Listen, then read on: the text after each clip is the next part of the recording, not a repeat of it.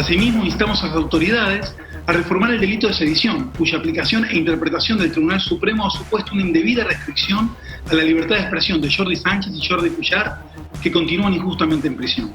Spain continues to restrict those freedoms by keeping people in prison for exercising their rights, like Jordi Cuixart, president of Òmnium Cultural, and Ellen Member. Instamos al gobierno español a reformar rápidamente las disposiciones del Código Penal que se utilizan para restringir la libertad de expresión. June 2019, the working group stated that the reason for the imprisonment of several leaders of the Catalan self-determination movement was to intimidate them because of their political views. They called for the release of the concerned detainees.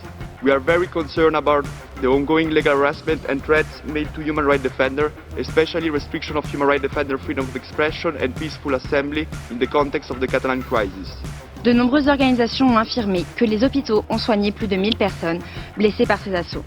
De plus, le gouvernement espagnol n'a établi aucune commission d'enquête sur les graves violations des droits de l'homme et les violences commises par les forces de police et de sécurité contre les manifestants pacifiques.